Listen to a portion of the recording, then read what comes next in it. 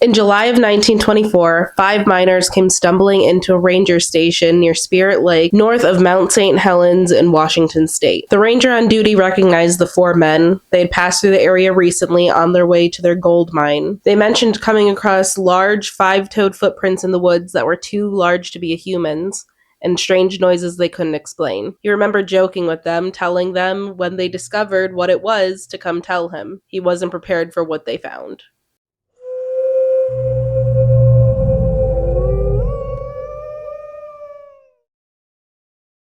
What is up, YouTube? My name is Trinity, and welcome to my channel, or welcome back if you've been here before. Today, we are going to be talking about the Battle of Ape Canyon, a historical Bigfoot encounter that happened in one of the squatchiest places in North America. Now, I don't know what it is about historical Sasquatch sightings, but they have a way of sticking with me because they're not like modern day Sasquatch stories where somebody just sees maybe a curious Bigfoot or whatever crossing the road or just wandering in the woods or maybe even peeking in your windows. These Bigfoots or Sasquatches, goblins or mountain devils or whatever else they called these creatures in the woods did not fuck around.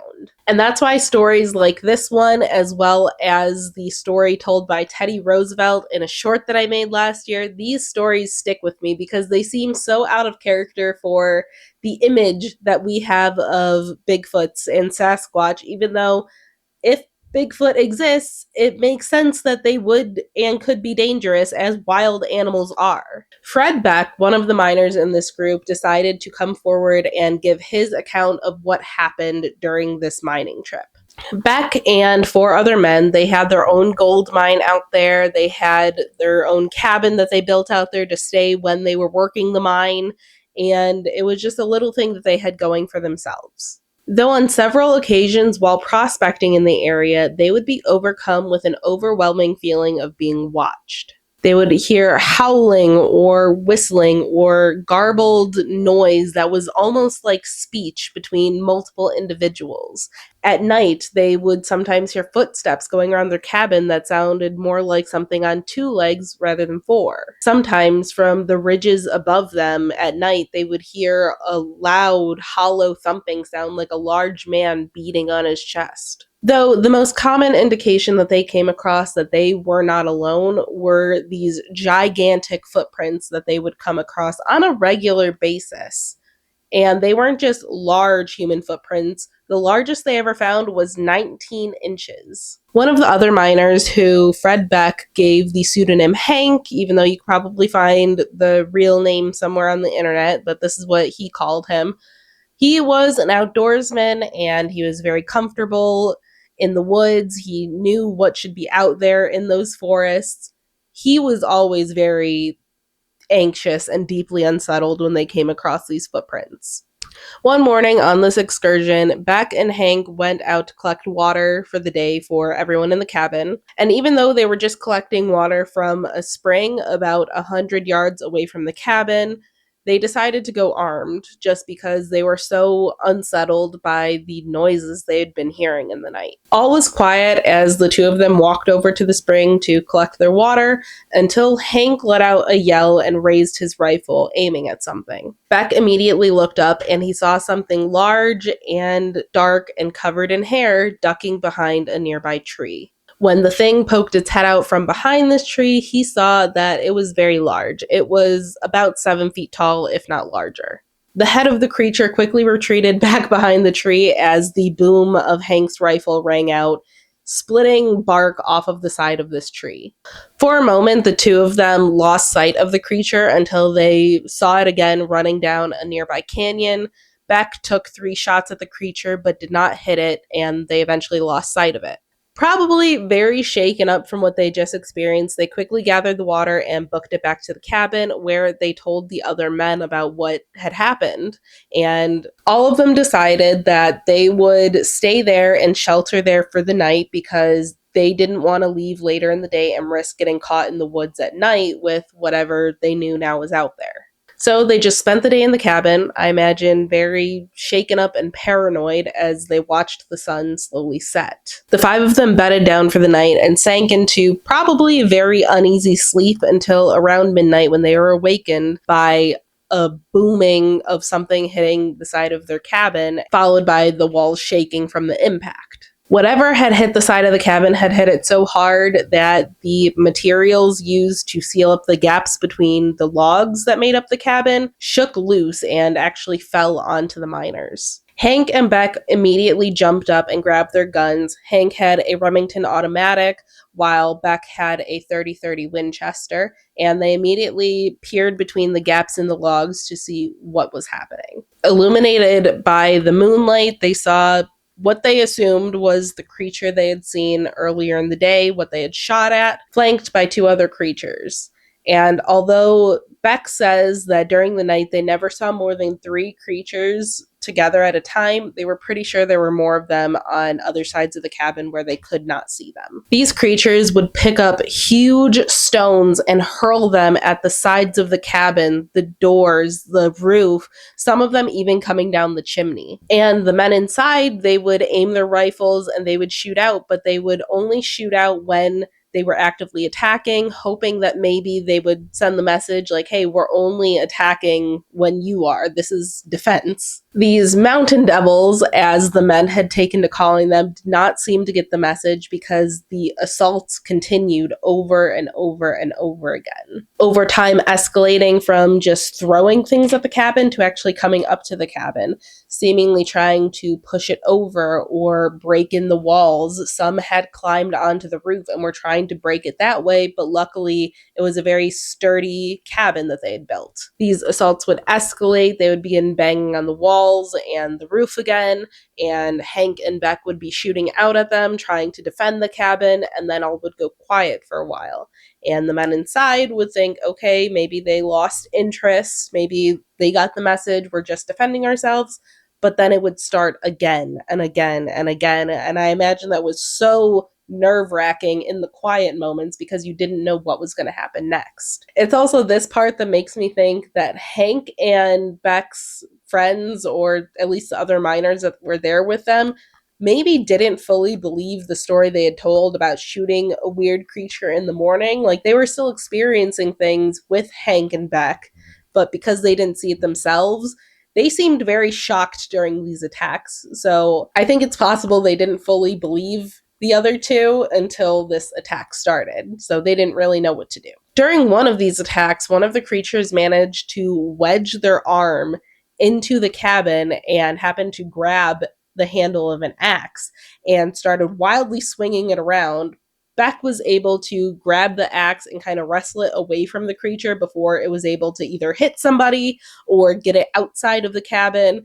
But as he was doing this, Hank shot at the creature's arm at the same time, so he was lucky not to be shot, but the creature let go and pulled its arm out, and he was able to get the axe to a safe place. So as these attacks kept coming hour after hour, these men probably started becoming a little delirious. They were probably in shock, along with being just tired and not knowing what to do. And Hank actually began singing. He began to sing, "If you leave us alone, we'll leave you alone, and we'll all go home in the morning." Beck said, while this seems kind of humorous, Hank was serious. They thought that these creatures had to be smart enough to understand them to some degree. Throughout this entire story, they never underestimated the intelligence of these creatures. They never thought they were just dumb animals. They knew whatever they were dealing with was different. As dawn approached, the attacks began becoming less and less frequent until they stopped for a while. The men exited the cabin tentatively, like looking around. That was probably the scariest moment all night, because what if the creatures were just waiting out there for them? And they just started walking home, abandoning $200 worth of equipment, which is, in today's money, about $4,000 worth of work supplies. And this is where Beck claims that while walking through the woods, he spotted one of these creatures alone, just standing on the edge of a canyon, and he took 3 shots at it, and it fell over into the canyon and fell 400 feet below. Now, the 5 men decided not to tell anyone about their experience as they were hiking back, but immediately coming across the ranger station that they had crossed coming into their mining area, Hank immediately spilled the beans as to what had happened. And I'd be pissed if I was one of his mining buddies and we had just made this promise not to tell everyone what had happened. Because back then, this could probably damage your credibility forever. You might be laughed out of the town or whatever. But I could probably forgive telling the ranger because at least he would probably want to know what's in the woods that he has to look out for. But then immediately after getting home, Hank also told more of his friends, and it spread to the media, and it became a whole media circus. And it also set off the Great Ape Hunt of 1924. Big game hunters and locals alike from all over the world flocked to Washington to search the woods for these mountain devils. Beck himself went back to the area with 2 reporters and a detective from Portland, Oregon, and they did find tracks, but they didn't find the mountain devils. They didn't find these creatures, and even when he led them to the spot where he shot one of these creatures allegedly, the body was not there, which left him very puzzled. Now, is this a true event in cryptozoological history? I can't tell you that for sure. I am on the fence about Bigfoot. My opinions have changed and evolved over time. However, there is some evidence, depending on who you trust and everything, to indicate that at least something happened here.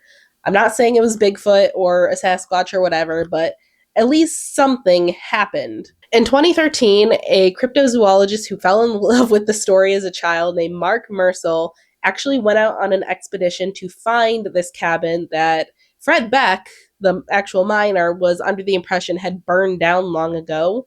But he looked in the forest north of Mount St. Helens. Apparently, this area would not have been impacted by the eruption that happened, I think, in the 70s. This area also had not been commercially logged, so any cut down stumps would have been cut down by the miners to build that cabin. So he looked for a very long time, but eventually, with a metal detector, he found what he believed to be the foundation of the cabin, along with several other artifacts that kind of line up to this being the cabin. He found nails, a bucksaw, baling wire, as well as bullet casings from a 30-30 rifle, the same kind of rifle that Fred Beck allegedly had at the time.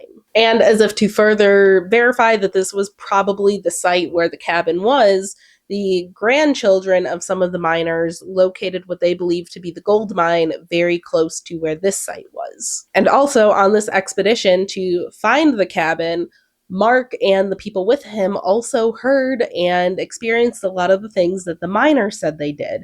The whistling, the chest thumping, the garbled speech that many cryptozoologists call samurai chatter, as well as massive footprints, allegedly. Now, what could have happened to the body of the creature that Fred Beck allegedly shot if he is telling the truth? Now, obviously, all of this is speculation since, as far as we know, Bigfoot and Sasquatch is not real or has yet to be proven. However, other great apes, especially gorillas and chimpanzees, have been seen showing complex grieving behaviors for members of their families, such as touching the body, mourning, and even carrying the body with them. A behavior that many cryptozoologists attribute to Bigfoot is burying the dead, which has only been seen in us as far as great apes go, but if Bigfoot is theoretically a close living relative of ours, it could explain where that body went rather than it just sitting down there and rotting and eventually being found. There's arguments that go along with that too, so I'm not going to get into the whole debate. But that is the story of the Battle of Ape Canyon. It is a story that really gives me the chills because, again, it's not your typical modern day Bigfoot story where they're just elusive giants that want to be left alone. These are violent creatures, apparently, that make the woods very scary. If you enjoyed this video, please be sure to like, comment, and subscribe if you have not already, and hit the notification bell so you'll be notified anytime I upload. I have a lot of cool videos coming up along with the 500 subscriber special, which is now probably going to be a 600 subscriber special by the time I'm able to get to it. I really appreciate you guys, and like I said before, I want to do more interactive stuff on the channel to get you guys more engaged, because I really enjoy interacting with you guys. One of these things, which I'm about to do right now, is read some of my favorite comments from the last couple videos, just because I didn't get to it last time. From the last video about the Beast of Bray Road, Amy Z8F2M said, and yet another reason not to drive at night, which I totally agree with. As somebody who is on the brink of being able to actually drive, I'm not driving at night. I don't want to see spooky shit, so I can totally relate to that. And then this next one is fucking wild. I get the wildest comments on this channel sometimes, which I love, but they're also kind of weird. On the post where I was announcing my comeback and sharing the last video, Philip Payne T5F commented, "My dear, these cryptids shall soon appear to everyone. The veil is thinning. Indeed, we shall become nostalgic for innocent times." And Philip, I just want to ask, is that a threat? Again, not the first comment of its kind on this channel. People like to leave cryptic ass comments like that and then just disappear, leaving me to wonder what did you just say? But if you'd like your comment to be read out in the next video, please leave whatever you want down in the comments below. And if it's one of my favorite comments, I will definitely read it in whatever the next video is going to be. I am also thinking about doing a giveaway. I don't know if it's just going to be a random giveaway or if I want to connect it to the subscriber scary stories, the email that I'm going to leave up on the screen now. If you have any scary stories, maybe I'll do a ranking, like the top 3 scariest stories. I'll send you stuff that I've made on my Cricut. I make like stickers and tumblers, and I've even made a couple of hoodies. This is actually the Beast of Bray Road that I drew on my iPad and then made into a sticker. Yeah, I'm pretty proud of that one. I also have the Cryptid Research Organization, which I made in Canva. And of course, I have just that spooky chick. I'm still messing with my Cricut, trying to figure out the settings, just so if I decide to sell these projects or do giveaways and stuff like that, that it's the highest quality for you guys, because I really appreciate you. And if I do this, I want to make sure I do it right. But thank you all so much for watching. I love you guys so much. If you have any suggestions for future videos you want to see, you want to tell me your scary story, or you just want to, comment on the video, debate about whether it was Bigfoot or whatever else, leave it down in the comments below or email me. I love you guys so much, and I will see you in the next one. Bye.